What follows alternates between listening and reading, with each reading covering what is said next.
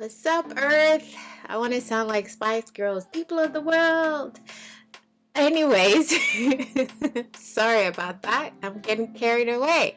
How are you? Welcome back to the channel. I hope that you are doing really great. Today, we are talking about Nevertheless.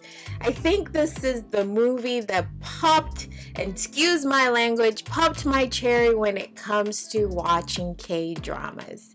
I think this was the movie, and I really wanted to talk about this, and it fits in with what we're talking about today, which is red flags and Nevertheless. But first, I am making here some kind of delicious smoothie. It doesn't really look it because it's all green, but it was really good. It was my first time making it. It's made with moringa. It's some kind of leaf, and last I saw, you could get it in South Africa, I think, the moringa. But this right here came by the way of Amazon. Thank you. And it was really good, and I put a lot of water in it, and you know, some people have milk, soy milk and all of that in their juice or whatever, but I prefer water, and it's not heavy, it's just lighter, and it was actually not bad. So I am stuck with the packet, so I kind of have to finish it, but it was really good. I really enjoyed it, and I would definitely recommend it. Apparently it's some kind of leaf of life. It's my first time trying it. Truth be told, I've had this moringa package from Amazon for the longest.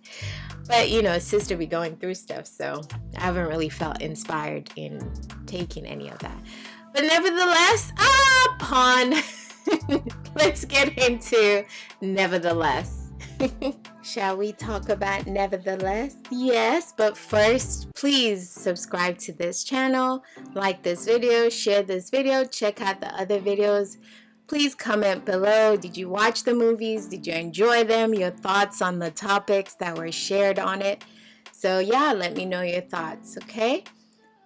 Now, for Nevertheless, it is on Netflix. It is 12 episodes, K-drama, and it is a 2022 movie, I believe, if not 2021, but it is one of the first K-dramas that I checked out, and I think I've binge watched it a couple of times, but it's really good, so I would definitely recommend it. So let's dig deeper into what it's all about. So it tells the story of Unabi, and she falls for an intriguing artist named Jiyoung, which is played by the gorgeous Song Kang. I'm sorry if I said his name wrong. And Nabi is played by Hon So Hee. So sorry again if I said her name incorrectly.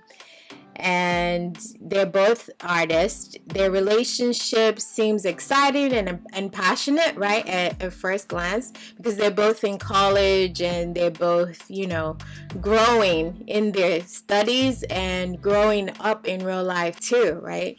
But under the surface, there are like several red flags that we cannot overlook, right? And that's what we're gonna talk about today, those red flags, and you know how it is so important to but to nip it in the butt. And the movie essentially explores themes of self-discovery, growth, and the importance of remaining true to yourself. And it shows their journeys of heartaches and different romantic entanglement. But it's very much realistic. I really believe that it is very much realistic, especially when you're a growing adult and in college, the different challenges that you come upon. And Song Kang, his character, Park, I'm gonna call him Park, he was a bit of a player, but they're both coming from being hurt, and she's been hurt, and he's just not sure that he's ready to commit.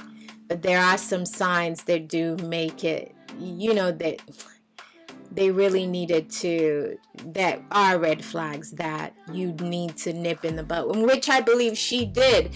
as it got to the end, she was like, I can't do this anymore, because they were friends with benefits. And she wasn't very clear on if that's what she wanted, because she literally just came out of a heartbreak. And so I don't believe that she was in the right state of mind, but maybe there's also that thought of, I don't need anything serious. I can do, maybe she thought she could do it, but she found herself really liking him. And so, yeah, so that's really a summary of Nevertheless. Now, let's talk about the red flags that we cannot overlook, like I said before. So the first one is lack of communication. Oh my gosh. I cannot stand movies, and I write scripts, but I cannot stand movie where there's lack of communication. And I know very well that there are relationships that people do not communicate, but it's me where I don't know, I can't really say that I over communicate, but I do communicate. Like I am very direct, and when I'm unhappy, you can see it on my face, and I'm not going to say no, nothing's wrong. I'm going to say it. But I try to be mindful in how I deliver what I'm saying. So throughout the drama, Nabi and Ji-young's, they struggled to express their true feelings, and they always fail to be open and have honest conversations. Because communication is because we can't read each other's mind. Until AI is about to come out with something, I'm sure it is out there, all right, where we can read each other's mind. It's just the rich people have it right now. But until that, everybody has access to being able to read the mind. You kind of got to tell people. You got to communicate, right? You have to be clear. Communication is the foundation of any healthy relationship. And when it is lacking, there are going to be issues, right? That's when toxic enters, like I'm talking about as a person. It's like it takes up the room, right? When you don't communicate. And so it is essential that you communicate with your significant partner, your parents, your siblings, anybody, like even at work. It is so important. Like work, they say communicate. Yeah, you have to communicate everywhere. So it's so important to have that in your relationship. The second one was manipulation.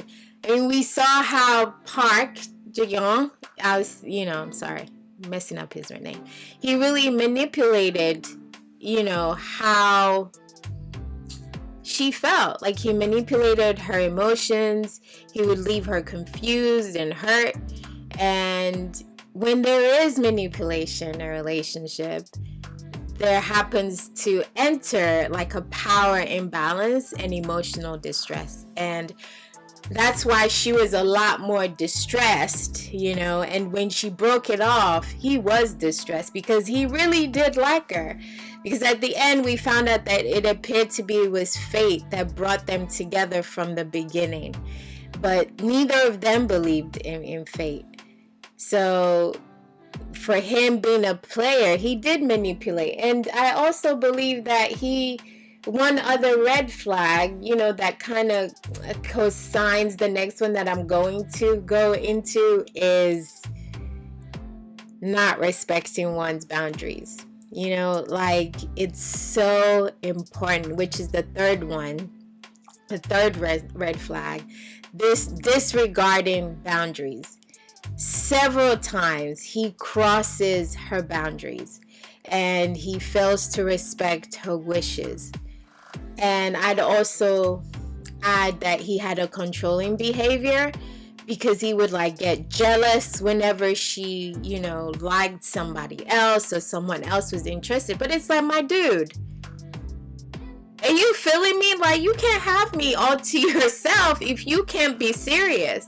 Like I said, they had a friends with benefit thing, but she got tired of it. She wanted more, right? And he wasn't going to give her more. So it's like, well, let me look at my other options, whether they make me feel, whether the passion is there or not. I'm gonna give this dude a chance because he actually knows what he wants, right? And so he had that kind of jealousy thing, and that also does create an unhealthy balance, an unhealthy power dynamic. So those two, controlling behavior and disregard for her boundaries. Boundaries are crucial for maintaining a healthy and respectful relationship. And if that's not there, it can have damaging consequences. So it is so crucial, right, that when you see these 3 red flags, what do you do about them, right?